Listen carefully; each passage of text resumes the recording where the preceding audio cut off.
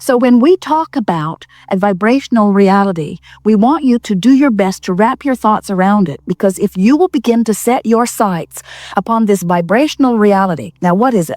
So you are source energy, a part of you, a small part of you, not very big part of you at all. The larger part of you remains non-physically focused, but a part of you comes forth as consciousness into this physical apparatus.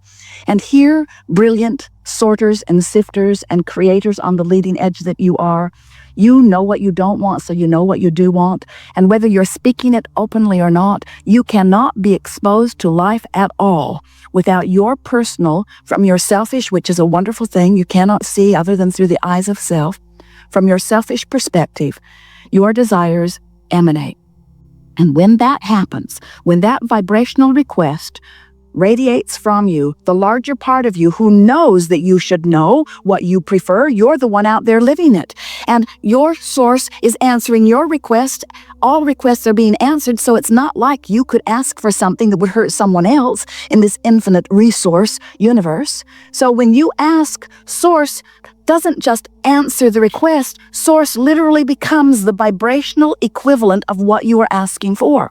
If you're sick and you ask for wellness, the non-physical part of you becomes weller than you were before you were sick. If you don't have enough of something that you want and you ask for more of it, even if you're not using words, just experience says this would be better, the non-physical part of you becomes the vibrational equivalent of that request. Oh, it is such an important thing for you to understand that, because every emotion that you feel is about that. When you ask for something and the larger part of you becomes it, but the physical part of you keeps beating the drum of the reason that you ask for it to begin with, I'm sick. I'm so sick. I want to be well, but I'm sick. I'm so sick. The part of you that is weller and dominant is calling you toward complete wellness, but if you keep beating the drum of, I don't have enough wellness, I don't have enough money, I do not have enough lovers in my bed, I do not have enough, I do not have enough, I do not have enough, when you beat the drum of where you are as you face the reality and speak about what it is, as you tell the story of what is, you hold yourself apart from the vibrational reality that is in the process of amassing for you. Now, this is really an important thing for you to understand. You've been asking for a lot of things, and you've created a vibrational reality. We've been calling it a vibrational escrow because it is held with your account information. It is held for you. Nobody else is going to come and snatch it away. It belongs to you. This vibrational reality is there percolating. And by percolating, we mean something really significant for you to wrap your thoughts around. This vibrational reality, with law of attraction's attention upon it, this vibrational reality is amassing all circumstances and events necessary for the completion of all that you've been asking for. And you have been very specific. Every time you've had an experience of any kind, you've put a little more request into it until out of the details of the life you've lived, you have honed a vibrational reality that is perfection for now. It's going to keep changing, but it's perfection for now. But it's going to keep changing, but it's perfection for now. Source continues to keep up with all of the amendments that you add to your vibrational reality, and law of attraction now is gathering, because there is a veritable vortex of attraction going on here. It's big. It was spinning before you had your first exposure to your first experience that made you ask for your first new request from this physical vantage point. In other words, who you are has been spinning and becoming. So here is this spinning, becoming version, larger version, eternal version of who you are, and the attraction power is beyond physical description. This is the energy that creates worlds, and it is spinning for you. Your emotions tell you your relationship to your vibrational becoming. If you feel great, it means what you're doing with your thoughts, the conversations you're having with your friends, the books you're reading, the television programs you're watching, the things that you're doing that are causing an activation of vibration within you are holding you pretty close to the vicinity of who you really are. And because there is little separation between you and you feel good. It feels like elation. It feels like interest. It feels like vitality. It feels like flexibility. It feels like clarity. It feels like love. You feel frisky. It feels like appreciation. When you are tuned in, tapped in, turned on to who you really are and to all that you are in the process of becoming, you have sight You have access, you have the ability to translate things that are in your vibrational escrow account. You have view of them. You get impulses. You end up at the right place at the right time. Your timing is good. Your conversations are uplifting. You're good for the people that you hang around with. You can only hang around with people that are good for you because your vibration is so pure that law of attraction is bringing to you only that which is a vibrational match of that which you have become. But if you're feeling negative emotion, if you're depressed, if you're discouraged, if you feel disappointment, if you feel fear, if you feel anger, or any of those hateful, not good feeling emotions, those emotions are your indication that life, your life, has caused you to become, you have vibrationally become, and the larger part of you, the part of you that precedes all things that you are, that vibrational, eternal part of you has become, but you're not going. Not yet. Oh, you will when you croak, you'll go. In other words, when you're no longer beating this drum, this vibration, this singular then vibration, will call you home, so to speak. But we want you to know you don't have to croak in order to be who you are, but you do have to stop doing that thing you do that holds you in vibrational dissonance, in vibrational disrespect, in vibrational disallowance, in vibrational resistance to who you really are. You just can't continue to beat that drum and hold fast to those beliefs, those chronic thoughts. That's what a belief is, isn't it? It's a habit of thought. So why would you have habits of thought that don't let you be who you are? Why would you have habits of thought that hold you apart from who you are? The only reason can be that you don't get it, that your thought becomes your point of attraction. You don't realize that you're literally splitting yourself apart by having two vibrational point of views that law of attraction is responding to. And the other reason, it's a big one, is the one that we would focus upon if we were standing in your physical shoes. You must not care how you feel, because if you cared how you felt, you'd guide your thoughts to thoughts that feel good. And when you guide your thoughts to thoughts that feel good, you would come into alignment. In other words, you are a lover. And when you find someone to be mad at, and you hold them as your object of attention for a while, and you build a big case against them, oh, we know, they deserve it, they were bad. You're not making this stuff up.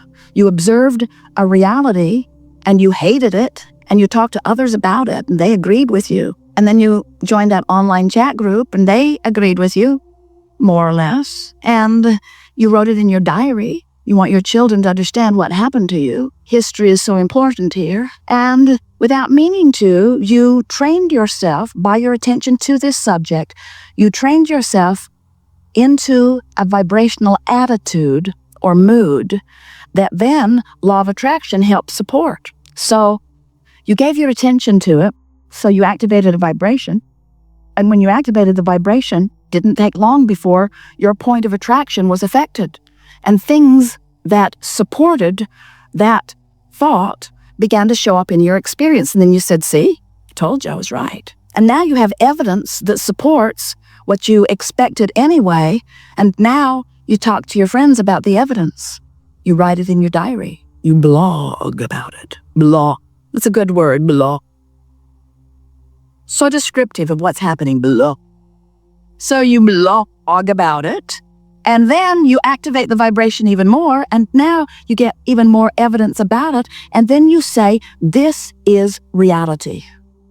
And we say, there's so much better reality waiting for you over here. And you say, I know, but to get that reality, I would have to consistently feel good, and it's just not worth it. Oh, wait, you don't say that, but you must mean that. I'm comfortable feeling bad. I'm used to it. My mother felt bad. Her mother felt bad. Most of my friends feel bad. We just feel bad. It's what we do. We face reality. We feel bad, but it's what we do. And we say, as long as that is sort of your mindset, as long as you are not really particular about the way you feel, as long as you don't care how you feel, then we understand how you can be sloppy in your thinking, and you can give your attention to lots of things, and you can create lots of reality, and then you spend your time, most of you as humans, documenting the erroneous realities that had been created by other non-deliberate creators by default also. And then you write history books about the civilizations and the way they lived to support your theory of reality. And meanwhile, You're doing just what you knew you would do. You came forth into physical. You mixed it up. You gave birth to all kinds of better reality. The source within you collected the data of the better reality from you and you and you and you and you. And the better reality remains as this vibrational potential that future generations will live because they will not be holding to the same beliefs that you're holding to that are preventing you from living the reality that you deserve, that you created, that you want, that you're blogging about, but that you're holding yourself in vibrational dissonance with because of your attention of what is. You've got what is-itis. What is so compelling because there's so much about it that feels real. You're interpreting it with your eyes. You're interpreting it with your ears. You're interpreting it with your nose and your tongue and your fingertips. It's real, you say. It's real. It's not like this nebulous vibrational reality that Abraham is always crowing about. This is a reality that we can sink our teeth in. And we say, you've got a lot of things in your reality that you can sink your teeth in that are blissful and beautiful, and we think it is a wonderful thing when you give your undivided attention to lovely things. And we want to compliment you on the lives that you are building. In other words, you're doing exactly what you said you would do. You're mixing it up and you are causing an expansion of the universe just the way you knew you would. And your lives, for the most part, especially those of you who are here, are going very well. We do not want to give you the impression that we are disappointed at all in what's going on with you. We just want you to know that you meant to feel good. You wanted life to feel good to you. You want to have fun. You want to know your purpose. You want to feel worthy. You want to feel good about others. And when you feel anything less than any of those things, you're not being who you are. And the reason that you're not being who you are is because you have your attention upon something other than who you really are. We said to you, it was a promise that we made that we are keeping, that we would always hold our knowing about who you really are. And anytime you ask, we would come forth and tell you who you are. So here you are asking, and here we are telling you, you are source energy in physical form. You are creator of your own reality. You create through the projection of your thought. Your emotions are your guidance that let you know how you're doing in terms of whether you're keeping up with the furthest expanded version of you or whether you're not. And so we can see that we are living happily ever after together with you, leading-edge genius creators, out here on the leading edge of thought. You are among the rare humans who have apparently, by your participation here, decided, at least to some degree, that you are no longer going to be a creator by default. You're going to create deliberately. And that does mean directing your thoughts more specifically. But the way to do it is not by monitoring your thoughts. It will make you crazy. There are too many of them to monitor. The way to do it is by making a statement to yourself that you intend to really live up to that says, I care how I feel and I want to feel good. And I'm going to let that be the criteria by which I choose my participation in behavior, my participation in conversation, and my participation in thought. I want to feel good. I want to feel good. I want to feel good. I want to feel good. I want to feel good. As we're moving forward here today, we are eager to talk with you about anything that is important to you. If it's important to you, it's important to us. And we know you have some issues, and we know that those issues are, for the large part, about what is happening in your now reality. We know that it's what's happening now, and it feels big to you. But we want you to know that without exception, every time you're discussing with us something that you feel is happening right now in your reality, that there is a much larger reality that we are privy to, that you have incrementally put into place.